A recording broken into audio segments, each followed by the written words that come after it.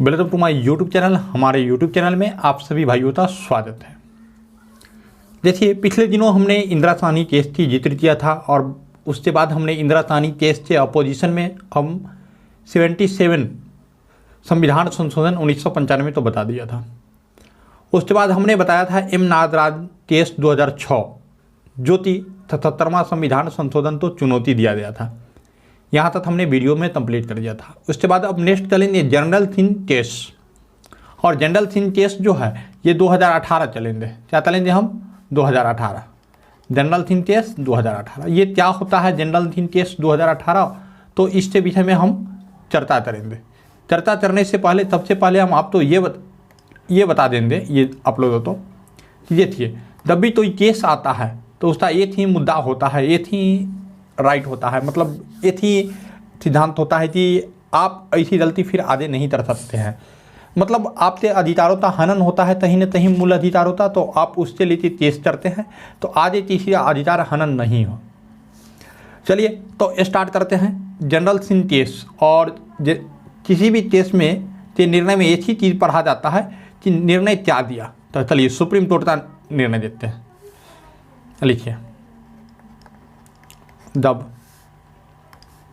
थोड़ा हम मोटा कलम ही ले ले तो बेहतर रहेगा। जब पदोन्नति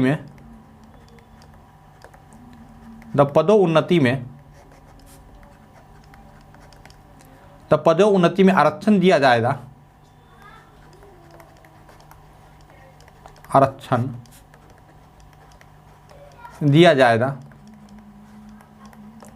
क्या दिया जाएगा? आरक्षण दिया जाएगा तो अनुसूचित जनजाति, अनुसूचित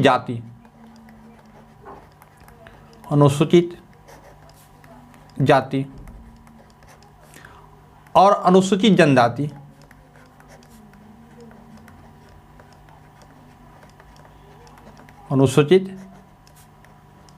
जनजाति में भी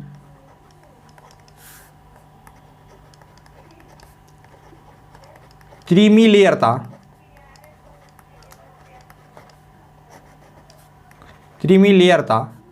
सिद्धांत लागू रहेगा।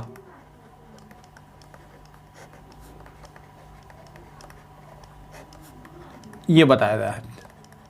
किसमें बताया गया है? जनरल थिन केस में ही इसको निर्णय दिया। अब देखिए, सबसे पहले एम नागराजन केस में जो था, क्या था?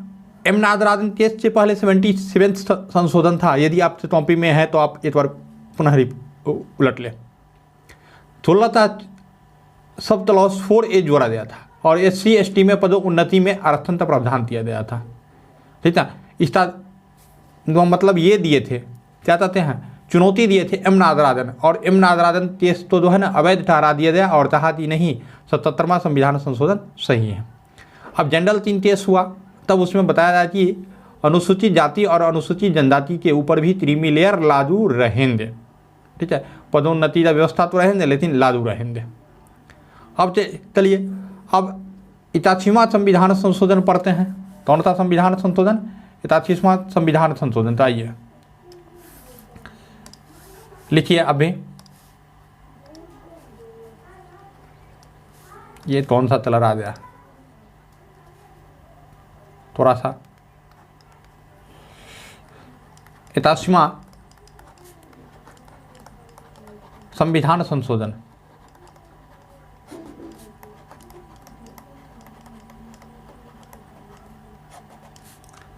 2000, इसमें क्या हुआ इस चीज़ तो पढ़ते हैं। तो इसमें क्या हुआ इस चीज़ तो हम देखेंगे। तो सबसे पहले हम इसको लिख लेते हैं, तब आगे की पढ़ाएंगे। इसके तहत 16 4B जोड़ा गया। क्या जोड़ा गया? 16 था 4B जोड़ा गया। अब जोड़ा जाएगा तो क्या होता है इसमें, देखते हैं इसमें क्या। इसके द्वारा यह प्रावधान किया गया थी, इसके द्वारा प्रावधान किया गया थी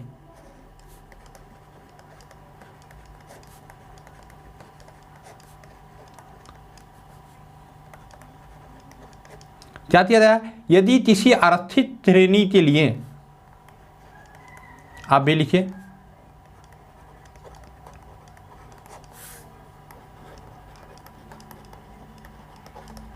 आरक्षित श्रेणी के लिए,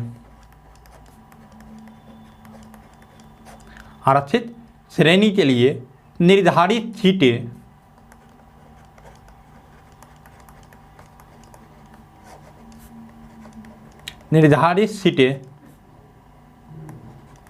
नहीं भरी जाती है, निर्धारित सीटें नहीं भरी जाती हैं। इस तो मतलब बैकलॉग सीट बोलते हैं इंग्लिश में, बैकलॉग। इस तो बैकलॉग बोलते हैं, ठीक है। बैकलॉग वे सीटें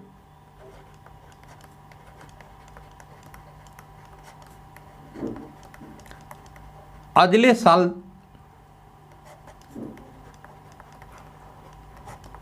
तक ले जाया जाएगी।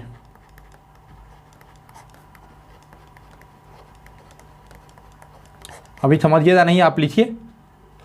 और इसी तो क्या बोलते हैं, carry forward, carry forward. Toast में कर देते हैं। आइए, इस प्रक्रिया में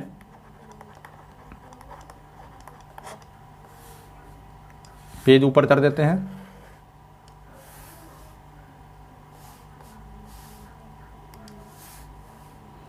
इस प्रक्रिया में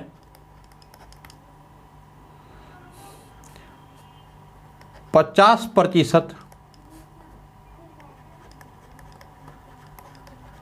अधिकतम सीमा का उल्लंघन किया जा सकता है।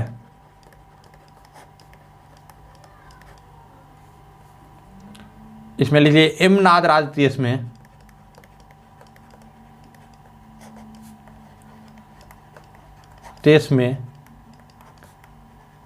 इसे भी सही ठहराया गया।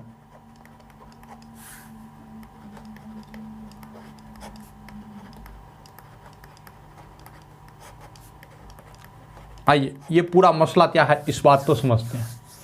ये पूरी मसला है क्या? देखिए, जब वैकेंसी आती है तो आप तो पता है बिहार में महिलाओं के लिए 30% सुरक्षित है। जो महिला देख रहे होंगे बहुत गर्व कर रहे होंगे।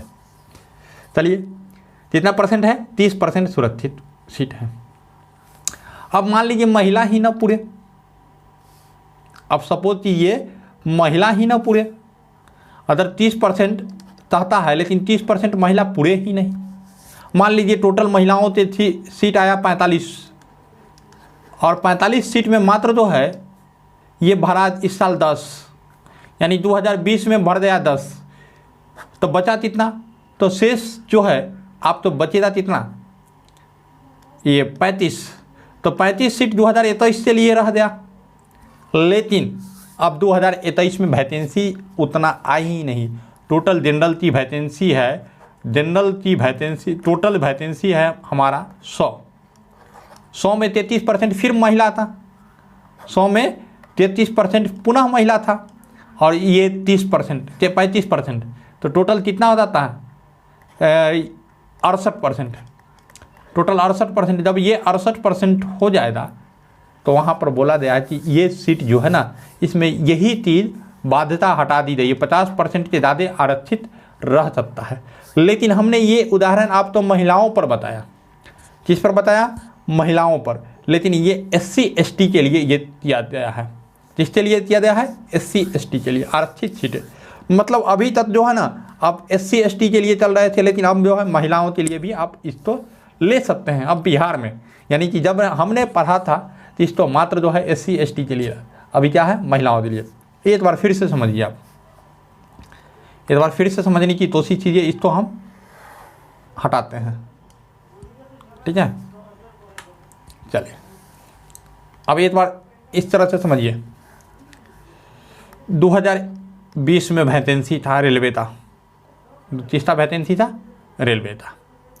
इसमें हम कैटेगरी वाइज अलग अलग मान लेते हैं, ये माने मतलब एक्यूरेट डाटा नहीं मानते हैं, अलग अलग मान लेते हैं। मान लेते हैं जी 100 टोटल 100 सीट आया।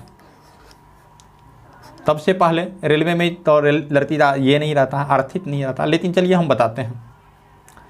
ओबीसी वाले तो 27 सीट, उसके बाद एससी वाले तो 10 सीट, एसटी वाले तो 10 सीट, हम एक अनुमान मान रहे हैं ये मिला। और जनरल वाले तो कितना मिला?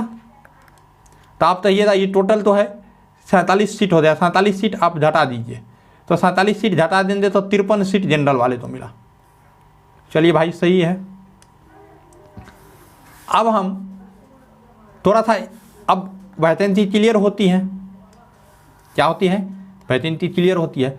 तो हम तो पता चला कि ओबीसी का लड़का है ही नहीं। ओबीसी का लड़का जो है मात्र जो है 7 सेलेक्ट हुआ, अर्थात ये बचा रह गया कितना हमारा? इधर तहिया सर 20 सीट बचा रह गया।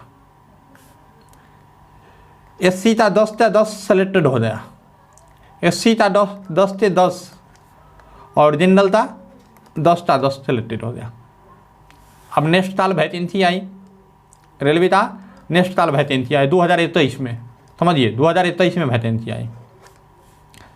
2023 में वैकेंसी आई तो ये टोटल 50 सीटों का वैकेंसी आई, जिसमें ओबीसी तो 26 सीट, एससी तो 5 सीट, एससी तो 10 सीट, 10 नहीं 5, इसमें भी 5 रखिए, मुझे गड़बड़ा जाएगा, 5 सीट। और जनरल तो आप तो ये जाते जोड़ लीजिए 26, ओबीसी तो 26 नहीं, सॉरी यहाँ पर गलती हो गया, ओबीसी तो 27% कम से कम दीजिए, तो मतलब ये 13 सीट, 13 नहीं इस तो 15 मान लेते हैं, चलिए मानने तो बात है 15। तो 15 5 20 5 कितना हो गया? 5 20 और 5 25, तो जनरल वाले तो 25 सीट। अब देखिए इस साल जनरल, इस साल ओबीसी वाला हमारा 26 बचा हुआ था 2020 वाला, और इधर 15, टोटल ओबीसी का कितना सीट हो गया? तो ओबीसी का 15 प्लस 20 ये हो गया 35 सीट। तो अब तो ये संविधान में मात्र जो है आरक्षित है 27% और यहाँ पर 35% आप तो इसे ले लेते हैं। तो यही चीज़ तो क्लियर किया था, यही चीज़ तो किसने क्लियर किया? जनरल केस में, सॉरी यथाशीमा संविधान संशोधन 2000 में इस चीज़ को क्लियर कर दिया। तो ये होता है carry forward, backlog carry forward. Backlog मतलब पुराना सीट लेके आगे की तरफ बढ़ा देना। चलिए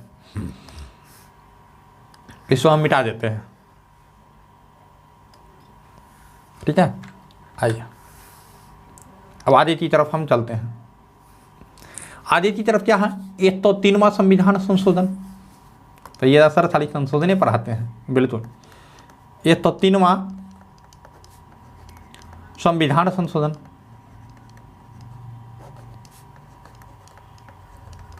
ये तो 3वां संविधान संशोधन तब हुआ था भाई, तो ये हुआ था 2019, लेटेस्ट है। आइए इसमें क्या निर्णय है क्या नहीं है इस चीज़ तो हम समझते हैं। तो सबसे पहले इस चीज़ को समझने के लिए थोड़ा सा हम लिखेंगे, उसके बाद जो है समझने की कोशिश करेंगे। तो लिखिए, इसके द्वारा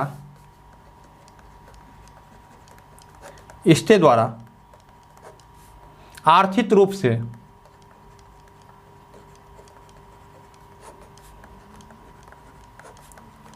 रूप से दुर्बल वर्ग, जिसको EWS बोलते हैं हम लोग, आप लोग सुन रहे होंगे, इकोनॉमिकल वीकर सेक्शन के लिए 10% सीटों तो आरक्षित किया गया है।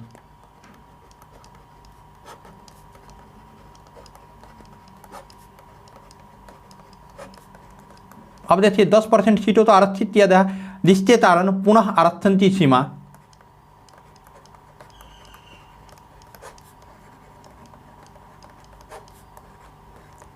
पुनः आरक्षण की सीमा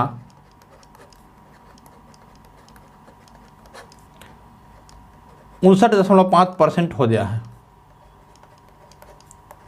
अब तो ये सर इंदिरा साहनी केस में तो इसका निर्णय था जी 50% से ज़्यादा नहीं होगा, तो आप सही जानते हैं इंदिरा साहनी केस में निर्णय था 50% से ज़्यादा नहीं होंगे, तो यहाँ भी आप तो 50% से ज़्यादा नहीं होंगे।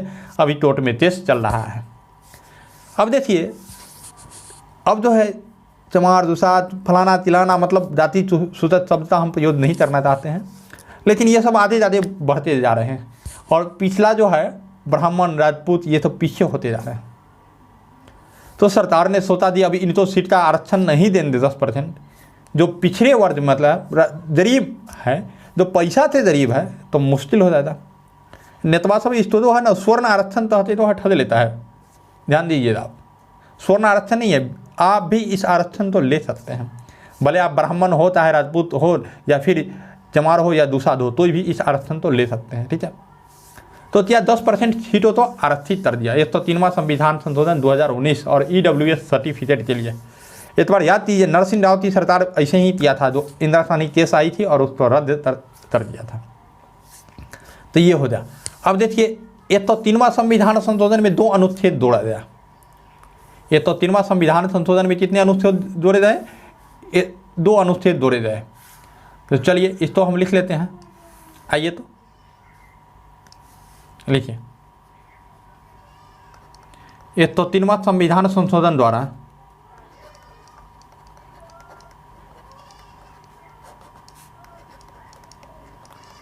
संशोधन द्वारा 15/6 प्लस 16/6 जोड़ी जाए, देख रहे हैं जुड़ा ना। तो अब 15/6 में क्या है भाई? अब 15/6 में क्या है, इस चीज तो पढ़ेंगे। तो लिखिए अनुच्छेद 15/6।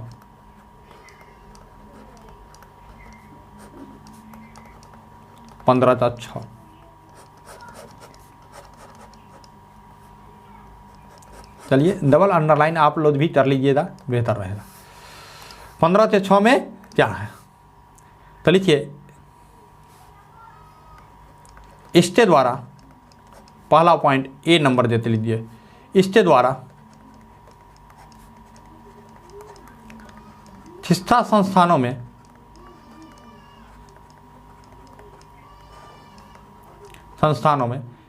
कोई भी संस्थान हो, निजी या सार्वजनिक, आर्थिक रूप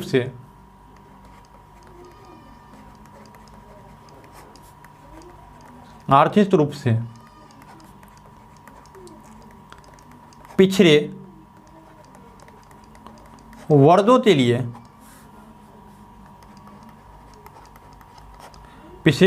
लिए अधिकतम 10% सीटें ही आरक्षित रहेगी।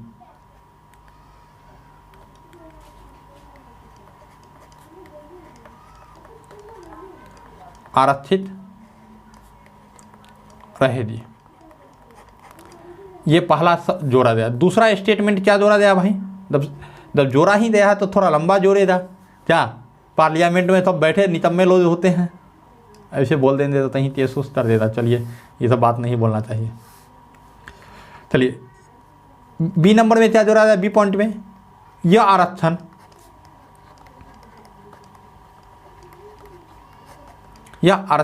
वर्तमान समूह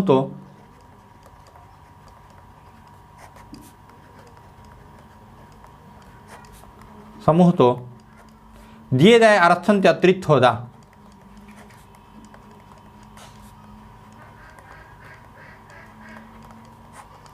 आरक्षण के अतिरिक्त होगा।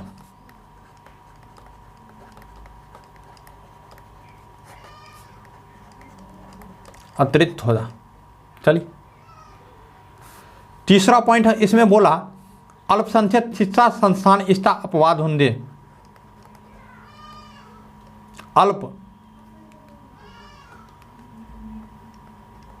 अल्प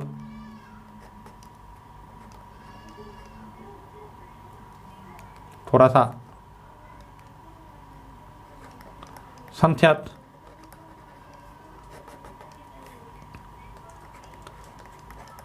शिक्षा संस्थान इससे अपवाद होंगे। अपवाद होंगे। और चौथा पॉइंट में क्या लिखा? आर्थिक रूप से पिछड़े वर्गों का निर्धारण राज्य करेगी। आर्थिक वर्ग से पिछड़े आर्थिक रूप से सॉरी यहाँ पर आर्थिक रूप कर दीजिए आप। आर्थिक रूप से पिछड़े वर्गों का निर्धारण